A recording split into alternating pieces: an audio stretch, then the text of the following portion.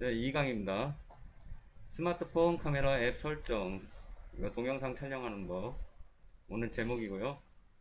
카메라 앱 설정 방법과 동영상 촬영 잘하는 방법, 이거 부제로 달아봤습니다. 카메라 앱 설정하기. 이런데요. 일단 지금 가지고 계시는 스마트폰이 기종이 다 틀리기 때문에 부득이하게 제가 소유하고 있는 갤럭시 S21 스마트폰을 기준으로 자료를 만들어 보았는데요. 일단 화면 캡처 사진 보고 설명드리도록 하겠습니다. 여기 반짝이는 아이콘이 있는데요. 이 아이콘은 필터의 효과, 그러니까 동영상 촬영할 때는 비활성화가 되고 사진 촬영할 때만 활성화되어서 사진에 필터를 입히는 기능을 하는 아이콘인데요. 이따가 제가 카메라로 직접 시연을 해 보이도록 하겠습니다. 두 번째, Full HD 30이라는 숫자가 있죠. 이 아이콘은 동영상의 크기를 선택할 수 있는 아이콘입니다. 여기 누르게 되면은 Full HD 30이 있고 또 Full HD 60이라는 숫자가 나오고 또 Full HD 오토 이렇게 자동으로 설정하는 그런 기능이 들어 있습니다. 동영상에서 영상의 크기는 상당히 중요한 부분을 차지하는데요. 동영상을 크게 찍을 경우 이게 편집하고 동영상을 영상 플랫폼에 업로드 하는데 시간을 많이 잡아먹게 됩니다. 그러니까 적당하고 그 플랫폼이 제공하는 그 크기로 선택을 해서 촬영을 하는 게 중요하다고 생각이 됩니다. 여기 나온 숫자 30이라는 숫자는 1초에 사진 30컷이 들어간다는 얘기예요. 그러니까 움직이는 사진 30컷이 빠르게 돌렸을 때 동영상이 만들어지는 역할을 합니다.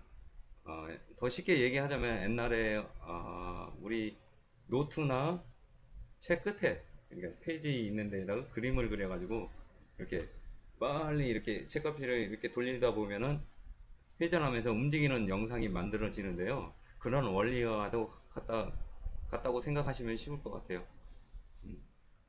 다음은 풀이라고 써 있는 이게 아이콘인데 이거는 영상 비율을 설정하는 그 아이콘입니다. 예. 촬영할 때 영상의 가로와 세로 이 비율을 선택할 수 있는데요. 뭐 1대1 비율이 있고 뭐 16대9 뭐 이렇게 써 있는 4대3도 있고요. 근데 플랫폼에서 제공하는 사이즈가 틀리기 때문에 요거 맞는 사이즈로 선택을 하셔야 돼요. 우리는 유튜브를 목적으로 두고 있기 때문에 유튜브에서 제공하는 가로, 세로 비율을 선택하셔서 사용하는 게 맞겠죠. 유튜브 같은 경우는 16대9 사이즈를 제공을 하고 있습니다. 여기 손바닥에다가 이렇게 뭐 갈매기 모양 아이콘이 있는데요.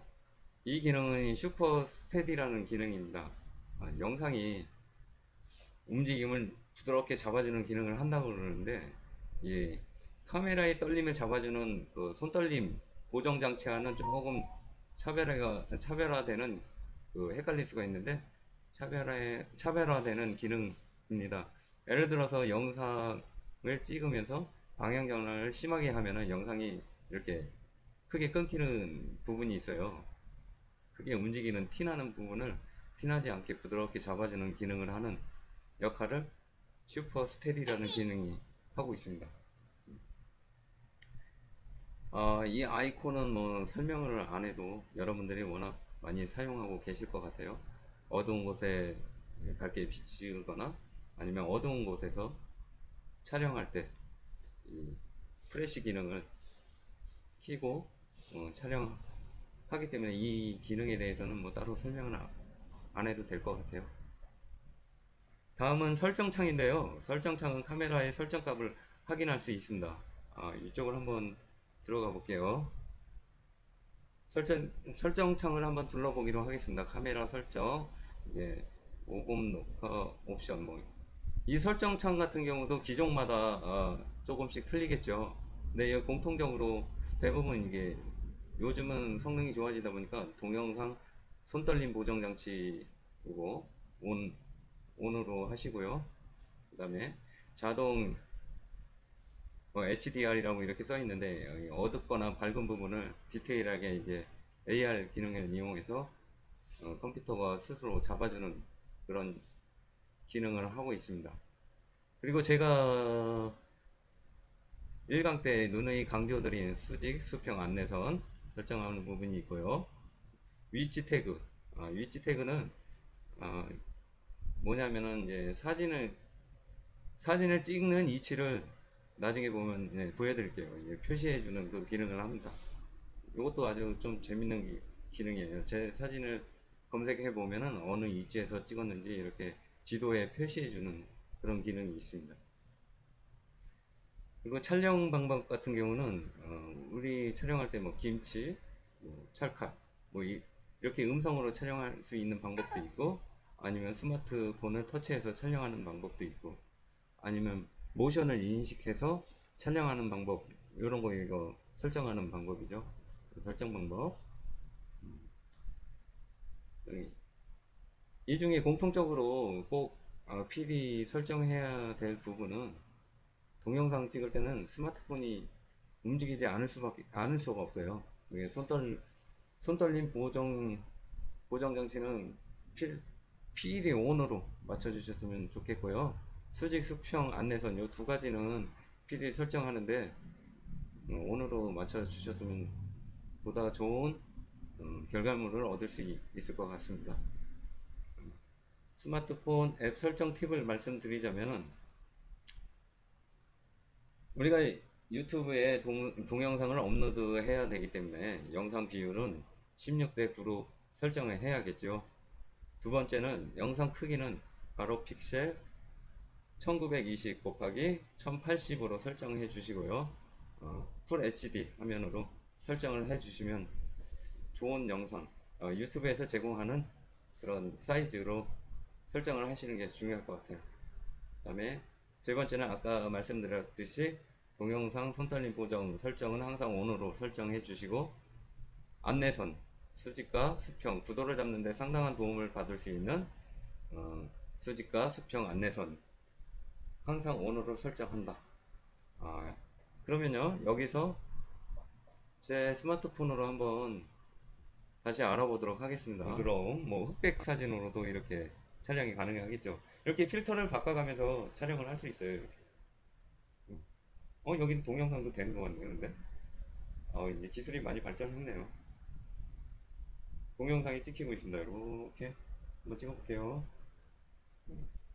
흑백으로 이제 찍어본 영상인데요.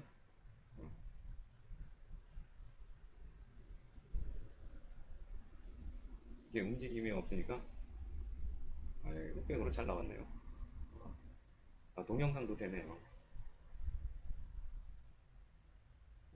기능이. 세 번째 보시면은 16대 9라고 설정이 되어 있죠. 요게 이제 유튜브에서 제공하는 사이즈이기 때문에 16대 9로 설정을 했습니다. 이렇게 누르면 풀 1대1, 1대1로 설정을 해볼게요. 화면이 어떻게 바뀌는지 보여드릴게요. 1대1.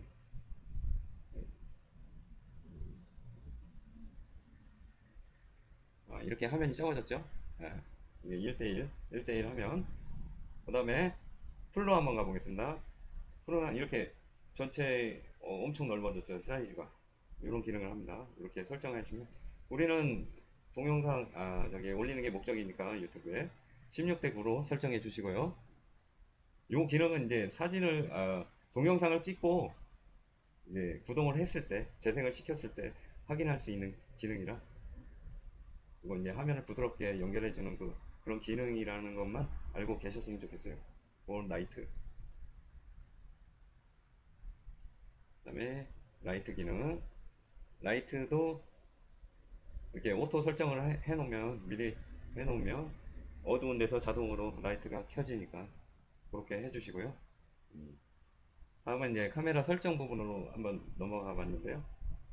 여기 동영상 손떨림 보정 장치, 요거 꼭 체크해 주셔가지고 이렇게 설정, 파란선 가죠? 이렇게 설정해 주시고요. 그 다음에 자동 HDR. 이 기능은 이게 어둡거나 밝은 부분을 디테일하게 살릴 수 있는 그런 자동으로 해주시는 거니까 일단 체크해 주시는 게 좋을 것 같아요. 그리고 대상 추적 AF라고 또 기능이 있네요. 이 기능은 촬영 이게 한번 초점을 맞춰 놓으면 촬영 대상이 움직여도 카메라가 초점이 자동으로 맞춰지는 기능입니다. 이것도 이렇게 화면에 꾹 눌러가지고 그 자물쇠로 잠가 놓으면 AF 기능이 자동으로 잠가집니다. 이따가 보여드릴게요. 다음에 요거는 수직 수평 안내선, 요거 반드시 설정해 주고요. 위치 태그, 위치 태그 아까 말씀해 주듯이 사진이나 동영상을 촬영한 장소를 나중에 찾을 수가 있어요. 이렇게 설정해 주시면 될 것 같아요. 이렇게 나왔죠. 여기 화면에 내가 터치를 해가지고 이렇게 초점을 맞추면 이렇게 좀 세게 누르면 이렇게 자물쇠 모양으로 세우면서 초점이 안 움직입니다. 이렇게 고정시켜 놓고 찍으면은 주위에 뭐 사물이나 사람이 지나가더라도 그 초점이 유지된다고 합니다. 이 정도 보시고요. 혼자 진행하려니까 힘드네요. 스마트폰으로 동영상 촬영하는 방법에 대해서 알아보도록 하겠습니다. 촬영 전에 카메라 렌즈를 닦는 방법, 그다음에 두 손으로 잡고 촬영하자. 영상은 항상 가로로 촬영하자. 충분하게 길게 촬영하자. 수직과 수평 구도에 맞춰 촬영하자. 3등 분할을 활용하자. 네, 진행 방향으로 여백을 만들자. 초점과 노출을 조정하여 촬영하자. 피사체를 중점으로 촬영하자. 촬영하고 바로 확인하라. 빛이 충분한 자연광에서 촬영하자. 줌을 사용하기보다는 직접 다가서서 촬영하자. 이렇게 몇 가지 숫자를 안 명해가지고 한 12가지 되네요. 첫 번째입니다. 촬영 전 카메라 렌즈를 닦자. 네. 카메라의 렌즈가 생명이겠죠. 렌즈를 사람으로 치면은 눈이랑 똑같은 역할을 하는데요. 눈이 뿌이면은 시야가 흐려져가지고 앞에 보이는 것이 흐리게 나타나겠죠. 카메라도 똑같다고 보시면 돼요. 화질의 선명도의 핵심은 렌즈입니다. 렌즈. 카메라 사진 촬영을 하거나 동영상을 촬영하기 전에는 반드시 렌즈를 먼저 닦아주는 게 좋습니다. 렌즈에 손가락 지문이나 이물질들 이 남아있으면은 영상에 이렇게 뿌옇게 흐려지거나 번져져서 나오기 때문에 항상 촬영 전에는 렌즈를 안경 닦는 천 같은 걸로 닦으시면 좋을 것 같아요. 그런 거 주머니에 넣고 다니면서 촬영 전에는 항상 렌즈를 닦아 주시는 것을 권하고 싶습니다. 두 번째인데요. 두 손으로 잡고 촬영하자. 이거 두 손으로 잡고 촬영하는 이유가 있겠죠. 일단 아무리 좋은 영상이라도 화면이 많이 흔들리게 되면은 보는 시청자 입장에서는 상당히 보기가 괴롭고 오래 시청하기가 힘든 상황이 벌어집니다. 일단 화면이 흔들리지 않게 안정적으로 잡아주는 게 중요하시고요. 최대한 이게 움직이지 않고 두 손으로 스마트폰이 움직이지 않고 잡는 게 상당히 중요한 역할을 합니다. 좋은 영상이란 영상을 보는 사람이 보기에 편안하고 짜임새 있게 구성되어 있다는 의미인데요. 스마트폰을 두 손으로 받치고 화면을 터치하는 식으로 촬영을 해야 됩니다. 한 손으로 촬영해도 물론 되긴 하는데 화면이 미세하게 떨리기 때문에 좋은 영상을 얻을 수가 없습니다. 그리고 요즘에 아까 말씀해 드렸듯이 뭐 고가폰이라든지 웬만한 폰은 손떨림 보정 장치가 되어 있으니까 항상 설정란에 가셔가지고 촬영 전에는 손떨림 보정 장치에 온 위치에 오게 설정해 주셨으면 좋은 화면을 얻을 수 있습니다. 그리고 다리 위치는 어깨 넓이로 벌리고 흔들리지 않는 자세가 중요한데요. 여러분 기마 자세 아시죠? 약간 무릎을 구부리고 다리는 어깨 넓이로 벌리고 두 손으로 카메라를 움켜쥐고 양쪽 팔꿈치가 양쪽 갈비뼈 쪽, 그러니까 약간 옆구리보다 앞으로 나오게 팔꿈치를 붙여주시고 상체가 흔들리지 않도록 하고 찍는 것이 중요합니다. 그리고 정적인 영상을 촬영할 때는 굳이 이게 손으로 들고 촬영하기 힘들잖아요. 그러니까 삼각대나 이제 삼각대가 없을 시에는 주변에 이제 어, 기구들을 활용해서 스마트폰을 이렇게 고정시켜 가지고 촬영하시면은 보다 이제 편안하게 촬영을 하실 수 있을 것 같아요. 그리고 움직이는 영상, 이제 움직이는 피사체를 찍을 때는 조금 이제 움직이는 영상을 찍는 게 진짜 맨 처음엔 쉽지 않아요. 자세가 이제 이렇게 웅크리고 찍다 보니까 상당히 힘듭니다. 이렇게 이럴 때는 그 짐벌, 스마트용 짐벌을 사용하시면은 좀 더 편안하게 안정적인 촬영을 할 수 있습니다. 근데 제가 제 폰을 갖고 영상을 찍어 봤는데 이게 고정 장치만 온으로 해놔도 훨씬 화면이 흔들리지 않고 안정적으로 찍히더라고요. 그러니까 고정 장치가 있는 스마트폰은 반드시 설정을 해 주셨으면 좋겠습니다.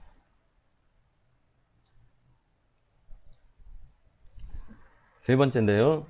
영상은 항상 가로로 촬영하자.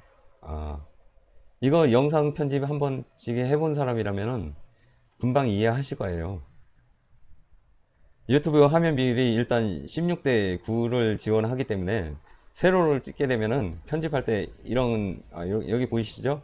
제 동영상에서 캡처한 사진인데 이렇게 세로로 찍을 경우 양쪽에 블랙바가 생기게 됩니다. 그래서 상당히 시청하는데 좀 보기가 안 좋아요.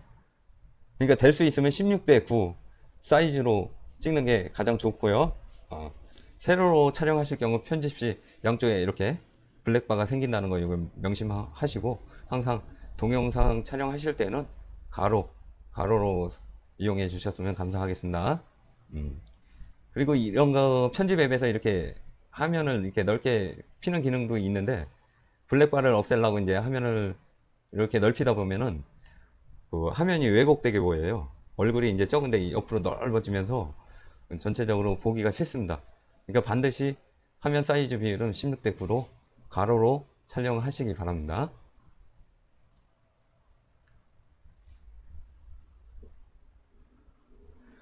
그리고 네 번째, 충분히 길게 촬영하자는 말인데요. 아, 동영상 촬영할 때 이게 조금 길게 찍으셔야 돼요. 촬영한 영상을 편집할 때 촬영한 영상을 그대로 쓰지 않거든요. 촬영할 때 한번 촬영한 영상을 갖고 편집을 하게 됩니다. 그러면은 불필요한 부분을 잘라내고 그리고 주제에 맞지 않는 영상도 또 커트 해내야겠죠. 그러다 보면 영상 분량이 상당히 짧아져요. 제 경험에 의하면은 진짜 많이 짧아져요. 그러니까 영상을 촬영하실 때는 충분하게 앞뒤로 뭐 한 10초 앞뒤로 10초나 20초 정도 길게 찍으시는 게 바람직합니다. 촬영한 영상을 편집할 때는 촬영한 영상을 그대로 쓰지 않는 게 정석입니다. 지금 라이브는 어쩔 수 없이 제가 실수를 좀 하고 뭐 진행하는데 조금 뭐 NG가 나더라도 그대로 반영이 되기 때문에 어쩔 수 없는데 이게 제가 이제 유튜브에 편집해서 올리게 될 영상은 필요 없는 부분은 이제 잘라내게 되겠죠. 그러다 보니까 영상은 충분하게 길게 찍어야 됩니다. 그리고 또 다른 이유는 촬영할 때 항상 돌발 상황이 발생하게 됩니다. 항상 방해받는 돌발 행위가 생기게 되는데요. 예를 들어서 지나가는 사람이 내 카메라 앵글을 가린다던가 촬영하고 있는데 제 어깨를 치고 갈 수도 있고요. 목표로 하는 피사체를 다른 사람이 가리고 갈 수 있기 때문에 실제 편집에 쓸 수 있는 영상이 충분하지 않을 수 있습니다. 그래서 충분하게 길게 촬영하도록 권장하고 있습니다. 이거는 많이 여러분들이 찍어보시고 편집을 많이 하시다 보면 진짜 저절로 느끼게 돼요. 아, 왜 좀 더 길게 찍을 걸.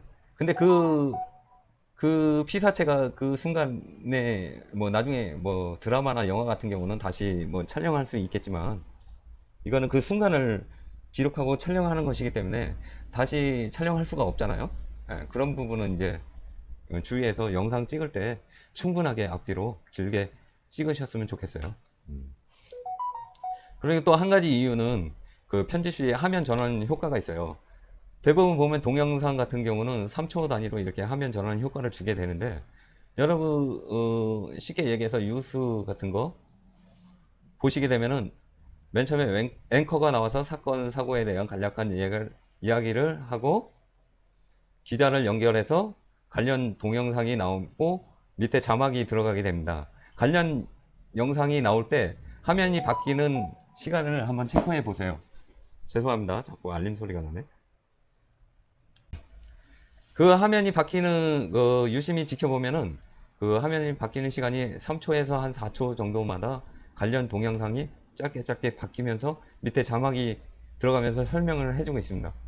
그 영상 화면 잘 보시면은 영상 편집하는 데 상당히 도움이 될 것 같아요. 그러니까 편집 시 화면 전환 효과를 줄 경우가 있는데 효과를 넣으려면 영상 시간과 끝 지점에 어느 정도 여유가 있어야 한다. 요거 좀 명심해 주시고요. 그 다음에 이제 5번째, 요거는 첫 번째 강의 때 말씀드린 거와 겹치는 그 주제가 될 것 같아요. 사진이나 영상이나 구도가 상당히 중요합니다. 수직과 수평 구도를 맞춰 촬영하자. 이거는 그 사진 찍을 때와 같은 얘기죠. 네, 모든 피사체는 수평과 수직적인 속성을 지니고 있다. 이 얘기는 무슨 얘기냐면은 우리가 풍경을 봤을 때 이렇게 보면 이 사진만 봐도 알 수 있죠. 여기 벌써 이 끝선을 보면은 이렇게 수평을 유지하는 선이 나타나게 됩니다. 요 나무 같은 경우는 얘 수직선이 이렇게 보이죠. 그러니까 수평과 수직을 맞춰서 3등분, 이거는 지금 제가 이제 이해하기 쉽게 십자가선만 연결을 했는데 이렇게 3등분할로 해보면 더 도움을 받을 수 있게 촬영을 할 수가 있어요. 요 수평 라인에 맞춰가지고 초점을 두고 이렇게 촬영한 사진이에요. 이 사진 엄청 수평 구도가 안정적이죠. 거의 수평을 맞추면은 수직도 거의 맞는 것 같아요. 제가 경험해 보니까 너무 잘 찍은 사진 같아요. 이거 나무도 마찬가지고 수직 구도를 맞추다 보니까 수평이 어느 정도 이렇게 맞게 구도에 맞춰 엄청 잘 찍힌 사진입니다. 이 사진도 마찬가지죠. 멀리 수평적인 속성을 이렇게 갖고 있습니다. 이 길을 수직으로 맞춰가지고 촬영을 했죠. 이 사진도 마찬가지고요. 피사체가 지닌 수평적, 수직적인 요소를 고려해서 카메라에 담아보도록 하자. 뭐 이런 얘기입니다. 수평과 수직을 맞추기만 해도 이미지는 훨씬 안정감을 느낄 수 있다. 요거는 예, 사진 그 1강 시간 때 설명드렸기 때문에 이 정도 하고 넘어가기로 하겠습니다. 요것도 이제 전 시간에 말씀드린 3등분할을 활용하자. 아주 중요한 얘기인데요. 3등분할, 가로로 3등분, 세로로 3등분 이렇게 나누죠. 그냥 여러분들이 목표하는 피사체를 여기 지금 표시한 부분 있죠. 가로선과 세로선이 만나는 여기에 초점을 한번 맞춰보시고 피사체 목표가 되는 피사체를 여기 근데 맞춰가지고 한번 촬영해 보세요. 예를 들어서 그러니까 터널을 지나가는 뭐 지하철이라든지 그 기차가 터널을 지나가는 그런 뭐 풍경을 찍는다 했을 때 여기에 이제 기차가 지나가게 될 그 터널을 초점을 여기다 맞춰놓고 앵글을 잡아놓으면은 진짜 멋있는 사진이 나와요. 이렇게 한번 꼭 찍어보시도록 하세요. 그리고 이제 선을 이용하는 경우가 있어요. 가로선과 세로선을 활용해 보자. 그러니까 요 3등분을 했을 때 위에서 3분의 1 되는 지점에 이렇게 나란히 이렇게 놓고 찍는다든가 아니면 그 목표하는 인물 사진을 이쪽 선에다 맞춰서 촬영한다든가 이런 식으로 한번 촬영해 보시고요. 다음은 이제 가운데 공간이 생겨요. 이렇게 3등분을 나누다 보면은 이렇게 9칸이 생기잖아요. 피사체를 이런데 공간 여기는 정가운데 이제 해놨는데 예를 들어서 이제 가장 표준적으로 이제 이렇게 찍는 게 뉴스 시간에 이제 앵커 모습을 이렇게 앵글을 이렇게 잡더라고요. 이렇게 해가지고 이렇게 어깨선 요 정도로 해가지고 아니면은 앵커를 이쪽 3분의 1 지점 뭐 왼쪽이나 오른쪽에 두고 이렇게 나머지 여백을 둬가지고 이렇게 촬영을 하는 경우가 많습니다. 이런 거 이제 생각하셔가지고 촬영하실 때 응용하셔가지고 찍으면은 상당히 이제 전에 찍은 사진하고 분명히 틀린 결과물을 얻을 수가 있습니다. 이렇게 한번 꼭 찍어 보시기 바랍니다. 그리고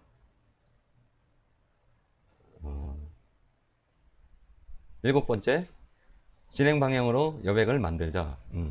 이 얘기는 뭐냐면은 그러니까 걸어가는 영상을 촬영할 때 이렇게 앞쪽으로 여백을 주면은 좀 더 이 사람이 여유 있게 걷는 모습, 걷는 모습을 여유 있게 걷는 모습을 표현할 수가 있겠죠.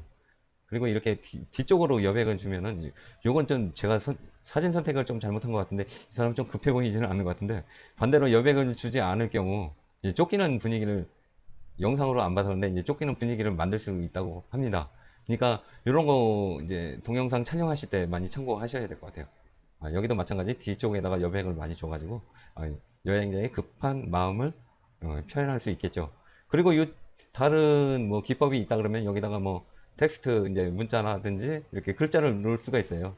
예를 들어서 뭐 급하다 급해 뭐 이런 식으로 이제 글씨를 넣어주면은 좀 더 좋은 효과를 발휘할 수 있을 것 같아요. 요즘에 애농 프로 같은 경우는 글자가 상당히 많이 등장을 하죠.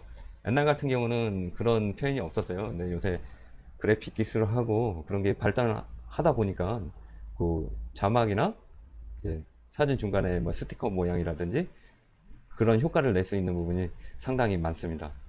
그런 게 또 어플로도 가능해요. 그러니까 여러분 나중에 편집하시는 시간에 오셔가지고 한번 그런 기능 설명해 드릴 테니까 같이 한번 배워보시고요. 하여튼간 진행 방향으로 여백을 만들자. 요거 촬영 기법 중에 하나니까 요거 꼭 기억해 주시고요. 이게 피사체 공간이라고 팁을 하나 알려드릴 텐데요. 피사체를 놓으면 저절로 공간이 생기게 됩니다. 예를 들어서 사진을 찍었는데 이제 머리 윗 공간, 이 공간이 생기게 되는데 이걸 헤드룸, 전문 용어로 헤드룸이라고 하는데 이런 거 굳이 뭐 전문 용어까지는 알 필요는 없어도 이 정도는 알고 촬영을 하시면은 더 발전할 수 있는 계기가 될 것 같아요. 이거 보면 눈이나 코가 향하는 곳에 주는 여백을 루킹룸, 눈높이에서 이제 여백을 주는 걸 얘기하겠죠. 루킹룸 또는 노즈룸이라고 합니다. 요거 나중에 기억해 주시고요. 그러면 사람의 진행 방향에 여백을 주는 것을 리드룸이라고 합니다. 이게 바로 리드룸이라고 하겠죠. 앞에 여백을 주는 거. 이렇게. 제가 이게 온라인으로 강의를 하다 보니까 이거 참 영상으로 집어넣고 싶어도 아직 저 오늘 요즘에 이거 PPT 처음 만들어 보는데 이것도 참 어렵더라고요. 동영상으로 준비하면 더 이해하기가 빠를 텐데 그런 점에서 좀 죄송하게 생각하고요. 조금 물 한 잔 마시고 잠시 후에 이어서 하도록 하겠습니다. 잠시. 여덟 번째입니다. 초점과 노출을 조정하여 촬영하자. 초점을 맞추고 싶은 곳에 손으로 터치하면 하얀색으로 초점 영역이 지정되며 초점이 맞춰진다. 이거는 많이 해보셨을 것 같은데요. 사진 찍을 때와 동일하게 동영상 찍을 때도 마찬가지로 다시 이거 안 했네. 뭐야? 여기 보시면 이렇게 터치하면 이렇게 동그랗게 하얀 모양으로 되고 자물쇠 모양이 형성이 됩니다. 이게 초점이 맞춰지고요. 뭐 사각으로 되는 것도 있죠. 이렇게. 그리고 초점을 맞추고 싶은 부분을 오래 누르면 초점 잠금 기능을 활성화된다. 이렇게 길게 누르면 노란색으로 변합니다. 이러면은 초점이 변하지 않고 화면이 고정되어 있을 때 다른 피사체가 움직여도 초점은 항상 여기에 고정이 된다는 얘기입니다. 요거 제가 시연해 볼게요. 좀 이따가. 다음은 뭐 자동 노출을 사용한다. 거의 노출을 그 스마트폰이 알아서 해주는 게 나을 것 같아요. 제가 한번 노출 사진을 찍어 본 건데요. 노출을 올리니까 화면이 확실히 하얘졌죠. 요거 스마트폰으로 한번 해볼까요? 동영상 기능으로 마치고, 자, 이 인형의 얼굴에 초점을 한번 맞춰 보겠습니다. 이렇게 살짝 누르면 사각으로 표시되죠. 한번 길게 눌러 보겠습니다. 길게 누르면 이렇게 노란색으로 이게 자물쇠 모양하고 그 밑에 보면은 이게 조절을 할 수 있는 핸드 모양으로 이렇게 나오는데 어, 뭐야. 햇님 모양을 오른쪽으로 올리면은 이게 노출을 높이게 되면 주변이 하얗게 되죠. 야간 촬영할 때 요거 사용해 보셔야 돼요. 좀 어두운 곳에서 이렇게 올려주면은 주변 색깔이 하얘지면서 그 피사체가 더 밝게 나오는 효과를 얻을 수 있습니다. 반대로 반대쪽으로 내려보겠습니다. 예, 확실히 화면이 검었죠? 예, 이런 기능입니다, 이게. 그러니까 노출을 이렇게 자기에 맞는 노출에 맞추고 어, 그 초점을 잠가 두시면은 다른 사물이 주변에 움직여도 초점을 항상 요 인형의 얼굴에 초점이 맞춰진 것처럼 항상 거기에 맞춰지게 됩니다. 이런 식으로 그 삼각대나 이렇게 고정해서 찍으시면 돼요. 이렇게 지나가는 사람이나 뭐 주변 풍경을 찍을 때 이렇게 찍으시면 될 것 같아요. 여기입니다. 이쪽으로 초점을 맞추면은 이렇게 이런 식으로 이런 식으로 이런 식으로 밝게 검정 밝게 검정. 요 길은 괜찮죠? 이렇게 초점을 잡아주고 눌러주면 채워지는 거. 이렇게 해서 동영상을 촬영하시면 돼요.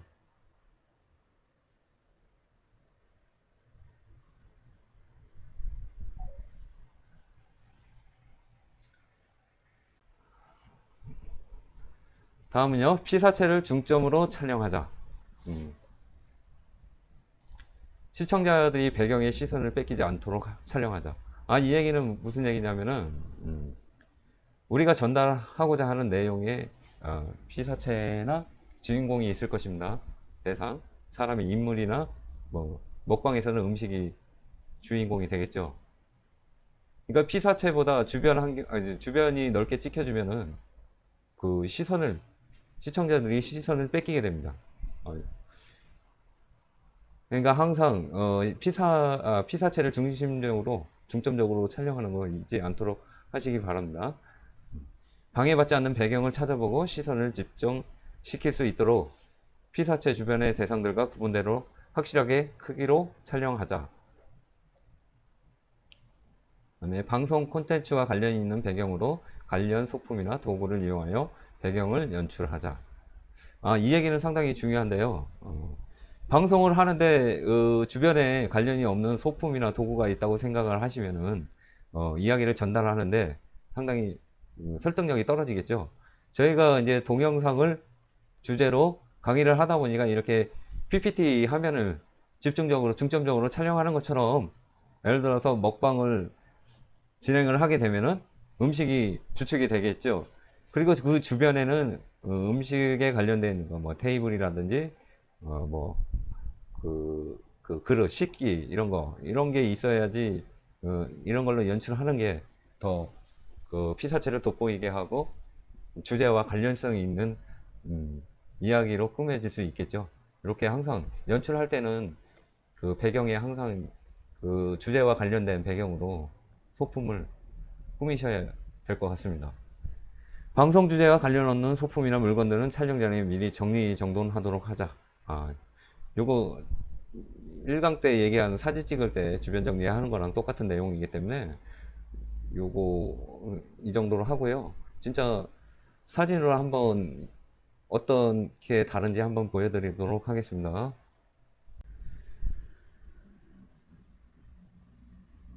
동영상 제 카메라인데 16대 9로 촬영하고 있고요. 지금 예를 들어서 이렇게 넓은 화면을 찍게 되면은 요 주인공 인형들보다 시선을 뺏기게 되겠죠. 주변 환경이 좀 요 부분 보면은 여기 주인공들보다 이쪽 부분에 시선이 먼저 갈 것 같아요. 그렇죠? 그러면은 주인공을 끌어다녀서 이렇게 압도적으로 좀 크게 찍으면은 어떻게 될까요? 확실히 인형 쪽으로 시선이 쏠리겠죠. 제가 얘기하고자 하는 부분이 이 얘기예요.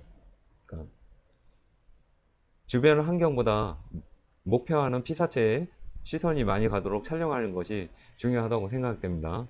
이렇게 하시고 이게 일명 뭐 클로즈업이라고 생각하시면 돼요. 이렇게 틀리죠? 이렇게 화면을 넓게 찍으니까 주인공은 작아 보이고 주변 환경이 가려서 묻혀버리게 됩니다. 항상 피사체를 중심적으로 이렇게 촬영하도록 하는 게 좋을 것 같아요. 이렇게 삼등분의 원칙에 의해서 이렇게 이런 식으로, 아니면 뭐 이런 식으로도 좋고요.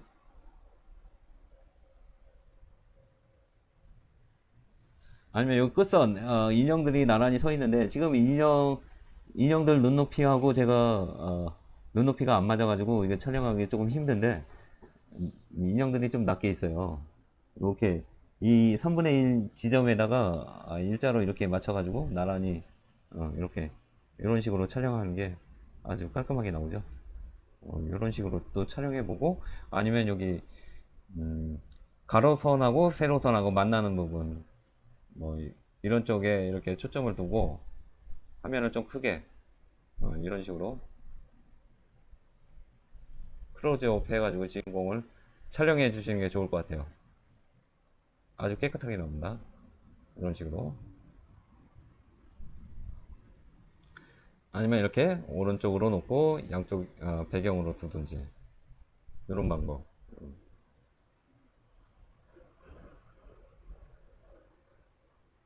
확실히 차이가 많이 나죠? 이렇게 크게 그 배경까지 크게 잡았을 때는 인형들이 조그맣게 보이기 때문에 시선을 끌 수가 없어요. 그러니까 항상 우리가 찍고자 하는 피사체를 중점적으로 크게, 이렇게 크게 촬영해 주셨으면 좋겠어요. 그리고 10번째인데요. 촬영하고 바로 확인하라. 이 얘기는 뭐냐면은 자기가 찍은 영상을 바로바로 확인하라는 얘기예요. 촬영을 항상 자기가 원하는 시간보다 길게, 충분하게 길게 찍으시고 바로바로 확인하는 습관을 들이는 게 중요합니다. 그 이유는 영상이 만족할 때까지 촬영을 계속 하셔야 돼요. 바로바로 촬영하고 바로바로 확인하도록 하자. 편집할 때 확인하지 않으면은 이제 나중에 이제 영상을 편집하는 과정에서 영상에 대한 책임과 후회하는 상황이 반드시 생기게 됩니다. 요건 저도 많이 겪어봤는데요. 좀 아쉬운 부분이 많고 더 필요한 영상이 많은데 안 찍혀 있을 때, 그때 좀 더 길게 찍거나, 중요한 부분은 놓쳤구나, 그런 생각이 많이 들 때가 많습니다. 반드시 촬영을 길게 하고 충분하게 만족할 때까지 촬영하는 게 상당히 중요하다고 생각됩니다. 그리고 바로바로 확인해가지고 수정해서 다시 찍고 이런 과정을 거쳐야 돼요. 그래야지 좋은 영상이 만들어지는 것 같습니다. 촬영하고 늘 확인하는 습관을 갖도록 하자. 요거 명심하시고요. 요것도 전 시간에 말한 내용하고 겹치는 내용인데, 빛이 충분한 자연광에서 촬영하자. 물론 조명이 빵빵한 뭐 스튜디오나 뭐 방송국 같은 경우는 조명이 워낙 잘 되어 있으니까 그렇게 뭐 영상에는 별다른 영향을 미치지 못하겠지만, 저희 같은 경우는 뭐 스마트 한 대 갖고 촬영을 하게 되기 때문에 이 부분이 상당히 중요해요. 스마트폰 렌즈가 적기 때문에 빛을 충분히 받지 못합니다. 이 부분, 빛이 많은 곳에서 자연광, 특히 태양광에서 촬영하는 것이 가장 선명한 영상을 얻을 수 있는 길이라고 생각이 됩니다. 스마트폰의 경우 세부 기능을 활용할 수도 있지만 가장 좋은 것은 풍부한 조명인 자연광이 좋습니다. 다만 역광을 피하고, 역광은 다들 아시죠? 태양 쪽에다가 카메라 렌즈를 대고 촬영하는 것은 바보짓이겠죠. 항상 태양을 등지고 촬영하시도록 하십시오. 모여라 네. 항님만을 TV님이 10개를 후원하였습니다. 역광을 피하고 조명으로 작업할 때는 45도광, 측광을 활용하고 임시 방편으로 여러 개의 스마트폰 조명을 모아서 써도 좋습니다. 이 얘기는 뭐냐면은 야간 촬영 시나 뭐 비 오는 날, 특히 그 태양이 안 뜨고 이게 좀 어두컴컴한 환경에서 촬영을 할 때 스마트 조명을 이용하게 되는데요. 솔직히 나 하나의 조명 갖고는 좀 힘든 경우가 많습니다. 아무리 노출을 올려도 이렇게 화면이 밝게 나오지 않는 경우가 있는데요. 이럴 때는 여러 명들이 각자 갖고 있는 스마트폰 조명을 한 대 모아가지고 45도 광을 이용해서 촬영하는 방법을 활용하시는 게 좋을 것 같아요. 역시 뭐 스마트폰이라고 해가지고 완벽하지는 않지 않습니까? 그러니까 보조 기구로 이게 조명을 하는 게 있는데 그것을 이용하셔도 좋을 것 같아요. 짐벌에다 연결해서 사용할 수도 있고 이렇게 뭐 들고 다니면서 조명을 사용할 수도 있습니다. 그런 건 나중에 한번 다시 설명해 드리도록 하고요. 12번째입니다. 줌은 사용하기보다는 직접 다가가서 촬영하다. 물론 스마트폰에 뭐 요새 뭐 100배까지 뭐 줌이 되는 기능도 있기는 한데 스마트폰으로 촬영할 때는 찍고자 하는 대상에 이렇게 가까이 다가가서 카메라를 들고 다가가라는 얘기예요. 그러니까 영상을 촬영할 땐 직접 줌을 사용하기보다는 카메라를 들고 피사체에 다가가서 촬영하는 게 좋을 것 같습니다. 찍어 보시고 줌으로도 한번 찍어 보시고 직접 카메라를 들고 피사체에 다가가는 가게 촬영을 한번 해보시는 것도 좋은 수업이 될 것 같아요. 이렇게.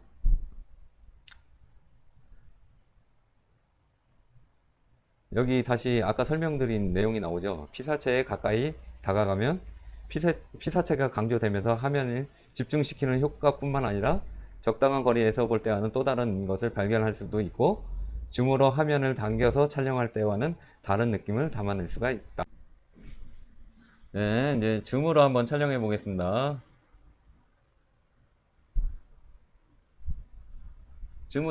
줌 촬영할 때 이렇게 능금을 이용하셔도 되고요. 아니면 손가락으로 넓히거나 좁혀가지고 촬영할 수도 있고요. 기능이 많죠? 아니면은 여기 이제 세 개 뭐 나무 하나, 두 개, 세 개 이 모양이 있는데 이거 한 개짜리 이렇게 당겨질 수가 있습니다. 두 개, 세 개 이런 식으로. 그러면 잠깐만 있어봐. 제로를 만들어 놓고 그러면 이번에는 제가 직접 카메라를 들고 피사체에 다가가도록 해보겠습니다.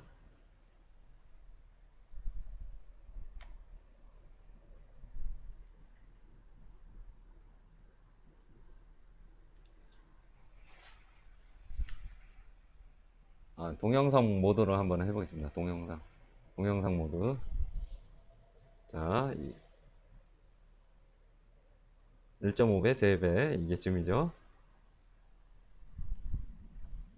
멀리 놓고, 제가 한번 두 번째 인형으로 한번 다가가 보도록 하겠습니다. 짠짠짠짠짠짠짠짠짠짠.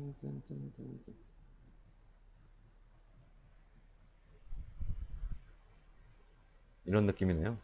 그러면 이번에는 손가락으로 펴가지고 줌을 활성화 해볼게요.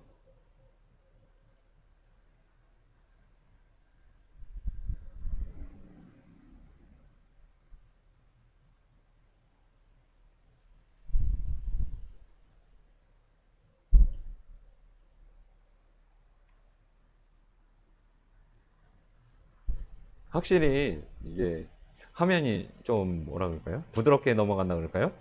카메라를 갖고 직접 피사체에 이렇게 다가가게 되면은 조금 부드러운 느낌이 드는데 아까처럼 손으로 이용해 가지고 이렇게 줌을 하다 보니까 이게 딱딱 끊기는 부분이 있어요. 그렇죠?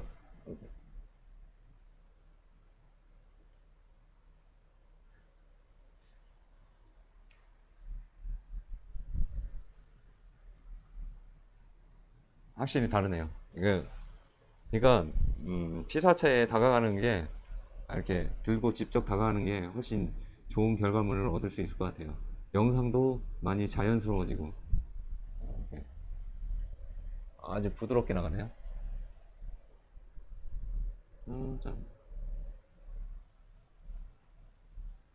손으로 해보겠습니다.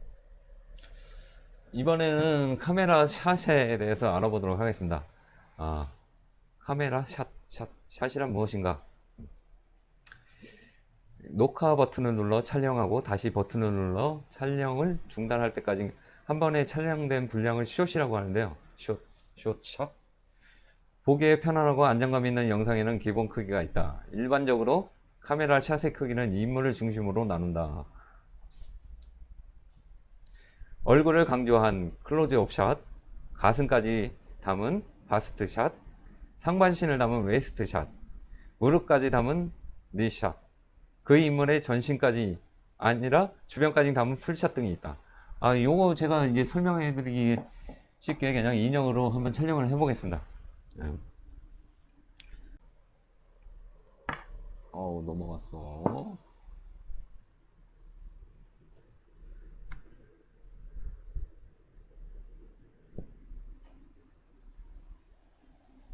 이게 얼굴만 잡은 거죠. 이게 클로즈업 샷이라고 하겠죠.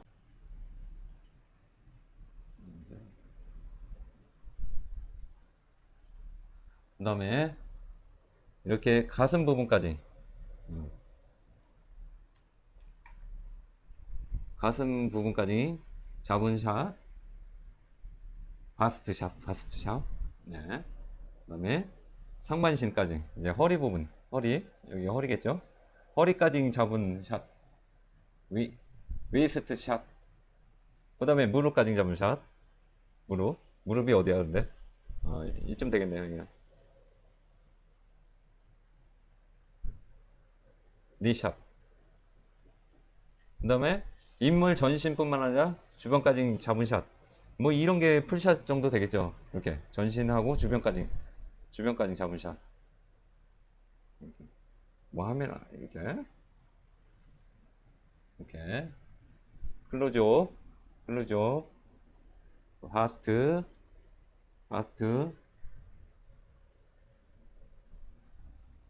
웨이스트,